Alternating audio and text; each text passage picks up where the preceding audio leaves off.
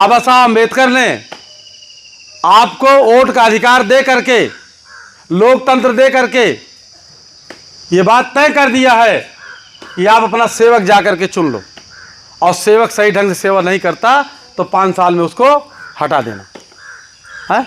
जो लोग चुनाव में आते हैं आपके पास क्या कहते हैं? आकड़ के बात करते हैं, हाथ जोड़ के बात, सेवा का अवसर दे, यही कहते हैं ना? क्या कहते हैं कि भैया सेवा, एक बार सेवा का अवसर दे। इसका मतलब सेवा का अवसर मांग रहा है तो सेवक है ना वो, है? आप मालिक हैं, वो क्या है?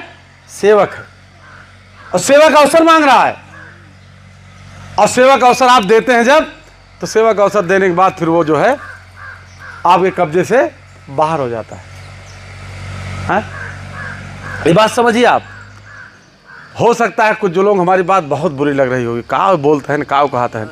भाई लोकतंत्र में बाबा साहब ने आपको लोकतंत्र दिया, और लोकतंत्र दे करके वोट का अधिकार दिया, वोट का अधिकार दिया, और एक तय किया कि आप अपना सेवक चुनो।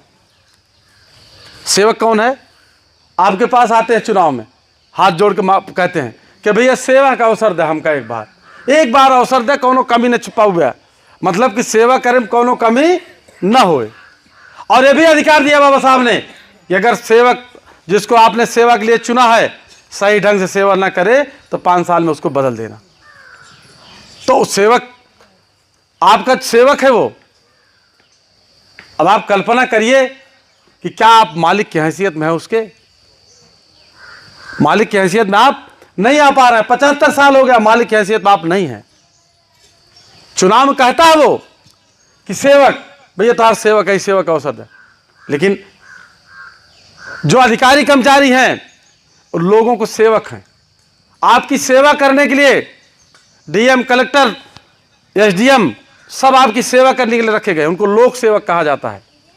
और उनकी परीक्षा होती है, ये सही ढंग से सेवा कर पाएगा कि नहीं कर पाएगा।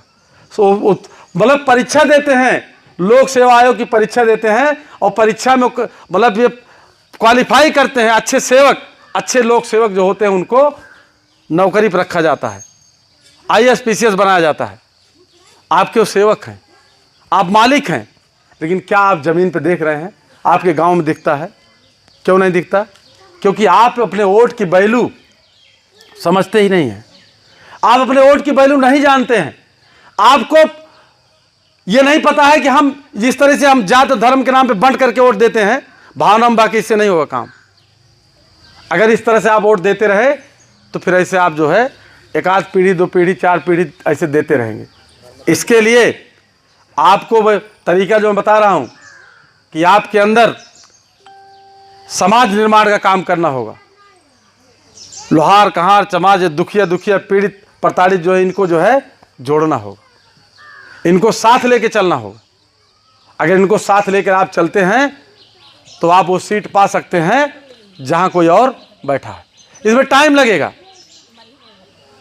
टाइम लगेगा। अगर आप फसल बोते, अगर हमारे लोग पेड़ लगाते हैं ना, तो अभी हो कि पेड़ हम जो हमहिन के फल खाए के चाहिए, तो भाई हो सकता है अब पहले होता रहा पुरानी पेड़ कहाँ भी अन्ना पा पेड़वा लगाए थे ना, हो जौन बा लड़के बच्चे खाई हैं, तो हम उसी पे काम कर रहे हैं। कोई जरूरी नहीं है कि हमारे रहते ही समाज इकट्ठा हो जाए, समाज निर्माण काम हम कर लें, लेकिन हम वो नींव रखना चाहते हैं, नींव रख रहे हैं कि लोहार, कहार, चमार जुड़ करके ही, पिछड़ी जातियां जो शोषित पीड़ित हैं जुड़ करके ही, इकट्ठा हो करके ही हम अपना राजपाट कायम कर पाएंगे। अब बहुत सारे लोग जल्दी रहती है कि जल्दी हमको मिलना चाहिए, तो जल्दी अगर आप, भाई बच्चा अगर पैदा होता है तो 9 महीने लगता है उसको। अगर आप सोचिए कि हमको 3 महीने में बच्चा पैदा हो जाए, तो फिर वो बच्चा